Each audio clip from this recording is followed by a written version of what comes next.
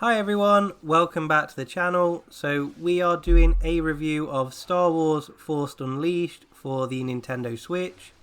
As always, all of the footage is recorded directly from the Switch and all my opinions are based on me playing through the game in handheld mode.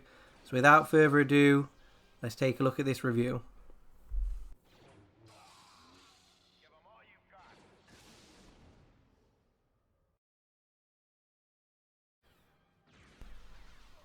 So the story goes, you take control of Darth Vader's secret apprentice known as the Star Killer. His aim is to hunt down Jedi survivors of the Great Jedi Purge, whilst also trying to keep his existence a secret. So I know it's a 14-year-old game, but I am trying my best to avoid any spoilers there.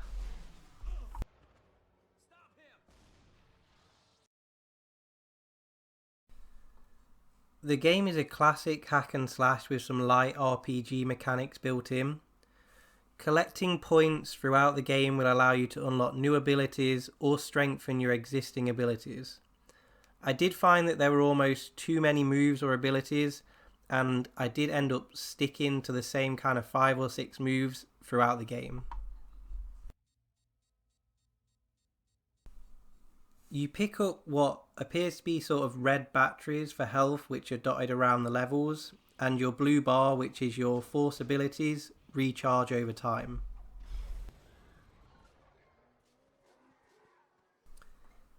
If you have played Jedi Fallen Order, I would definitely say it has combat similarities. You get your standard moves like your force push, your lightsaber attack, block and lightning. They're all available from the beginning. More powerful attacks, sort of the things like ground slams, your dash attack, force explosions, etc. They're all unlocked as you play through the game. One thing you will notice is the camera.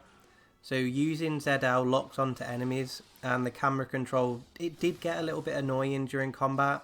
Often it would get lost in scenery, or it would just struggle to keep up with the fast-paced combat at times. You do use the right stick to maneuver it as well, but as I say, that was probably a little bit of a fault. I struggled to often keep up with the combat, or I would move the camera a little bit too far one way. So just bear that in mind as you're playing. Sometimes the camera can get a little bit awkward to control.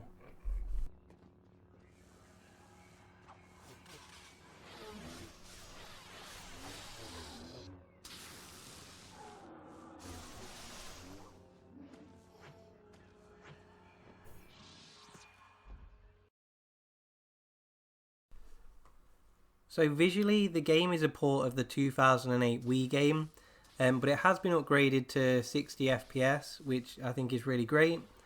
Now all of the footage is recorded directly from the Switch, so it does give you an idea of what it looks like in handheld mode. On the small OLED screen, the game is really impressive. I was really happy with how it looked. But as soon as I played this through the TV, and it was blown up to that bigger screen, it looked like its age from 2008.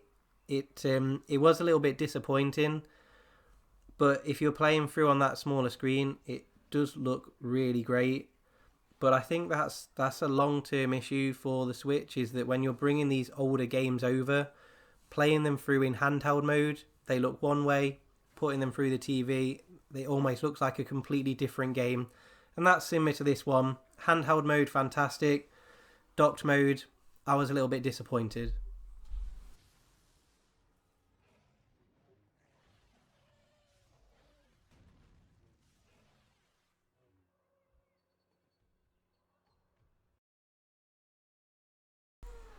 Absolutely zero when it comes to bugs and faults. I haven't even experienced as much as a stutter, which is brilliant for the game. I do just have a slight issue with the save feature though. You can't load in between levels, so even if you press save, you don't actually load from there. It still saves the fact that you've got extra points and stuff like that, but you can't save halfway through a level. You just automatically start at the beginning again. So I'm not really sure of the point of having the save option. You might as well have just left it as autosave, but that's just a minor inconvenience, I guess. So apart from that, no faults with the game. Okay, just a final few thoughts. So this is a roughly sort of 10-hour-ish game, but you do get the dual mode at the end, so that is going to add obviously some playtime onto that. You're looking at $17.99 on the eShop or your regional equivalent. Limited Run do have a physical edition. I wouldn't be surprised if we get a proper release of this game, potentially in a dual pack with the second one, but do obviously go to Limited Run Games if you're a physical collector, because I don't want you to miss out on that. That's going to set you back $35. A thoroughly enjoyable hack and slash with some light RPG elements. I would definitely recommend picking this one up. I really hope you've liked the review. Don't forget to subscribe if you're new. Do give me a like and then let me know in the comments what your favourite Star Wars game is. Take care everyone. See you in the next video.